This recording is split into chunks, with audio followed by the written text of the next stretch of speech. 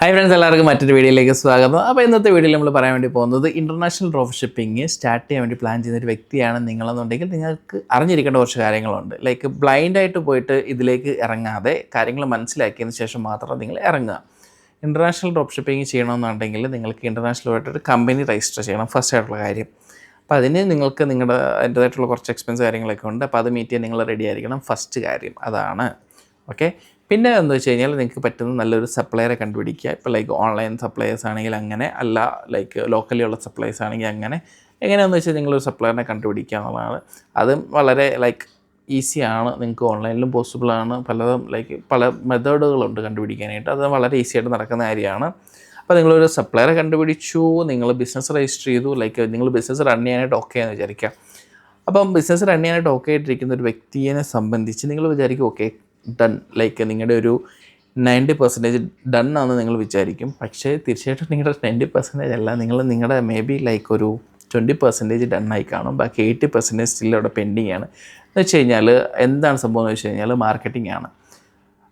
നിങ്ങൾ നിങ്ങളുടെ പ്രൊഡക്റ്റ് മേടിച്ചു വെച്ചു, അല്ലെങ്കിൽ നിങ്ങളുടെ പ്രൊഡക്റ്റ് നിങ്ങളുടെ സപ്ലൈറിൽ ഉണ്ടെന്ന് വിചാരിച്ചുകൊണ്ട് ഒരിക്കലും നിങ്ങൾക്ക് കച്ചവടം ഉണ്ടാകാൻ പോകുന്നില്ല. അപ്പോൾ നിങ്ങൾക്ക് കച്ചവടം ഉണ്ടാകണമെന്നുണ്ടെങ്കിൽ എന്താണ് ചെയ്യേണ്ടത്? മാർക്കറ്റിംഗ്, സോഷ്യൽ മീഡിയ മാർക്കറ്റിംഗ് അല്ലെങ്കിൽ ഡിജിറ്റൽ മാർക്കറ്റിംഗ് എന്നൊക്കെ പറഞ്ഞാൽ മാർക്കറ്റിംഗ് ചെയ്യാത്ത പക്ഷം നിങ്ങൾക്ക് ഒരു ഓർഡർ പോലും കിട്ടാൻ വേണ്ടി പോകുന്നില്ല. അപ്പോൾ നിങ്ങൾ ഇന്ത്യയിലിരുന്ന് ചെയ്യുന്നൊരു വ്യക്തിയാണെന്ന് വിചാരിക്കുക.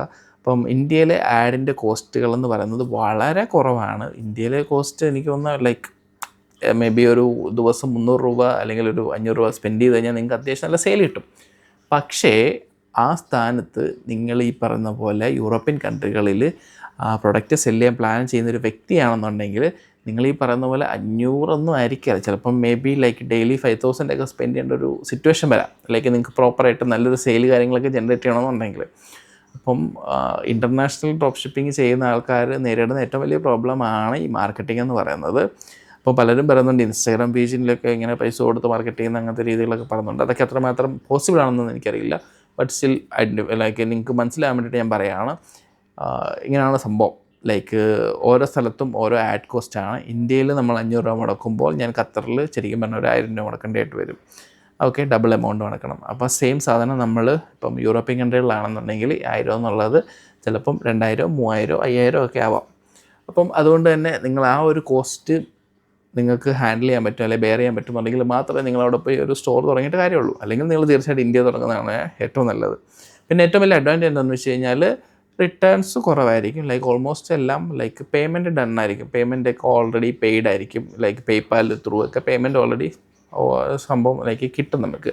അതുകൊണ്ട് റിട്ടേൺസ് കുറവാകാനാണ് സാധ്യത. അതൊരു അഡ്വാൻറ്റേജ് ആണ്. ബട്ട് സ്റ്റിൽ ഇങ്ങനെയുള്ള ഇഷ്യൂസ് ഉണ്ട്. അപ്പം ഇങ്ങനെയുള്ള കാര്യങ്ങളൊക്കെ മനസ്സിൽ വെച്ചതിന് ശേഷം മാത്രം നിങ്ങളിതിലേക്ക് ഇറങ്ങുക. ഇത് ജസ്റ്റ് പറയാൻ വേണ്ടിയാണ് നമ്മൾ ഇന്നത്തെ വീഡിയോ ചെയ്തത്. അപ്പം ഒത്തിരി വലിച്ചു നീട്ടി കുളവാക്കി ചെയ്യുന്നൊന്നുമില്ല. അപ്പോൾ ഇത്രേ ഉള്ളൂ സംഭവം. അപ്പോൾ നിങ്ങളുടെ ബിസിനസ് മുന്നോട്ട് കൊണ്ടുപോകുമ്പോഴത്തേക്ക് അതൊക്കെ മനസ്സിൽ വെക്കുക. ഇപ്പോൾ ഇന്ത്യൻ ഡ്രോപ്പ് ഷിപ്പിംഗ് വേണോ ഇന്റർനാഷണൽ ഡ്രോപ്പ് ഷിപ്പിംഗ് വേണോ എന്നൊക്കെ ഉള്ളത് ഇപ്പോൾ എൻ്റെ വീഡിയോ മാത്രം കണ്ട് ഡിസൈഡ് ചെയ്യണമെന്ന് ഞാൻ പറയില്ല. ബാക്കി കുറേ ആളുകളുടെ വീഡിയോസൊക്കെ കണ്ട് ഡിസൈഡ് ചെയ്തിട്ട് മുന്നോട്ട് പോവുക. Thank you for watching. അപ്പോൾ ബൈ.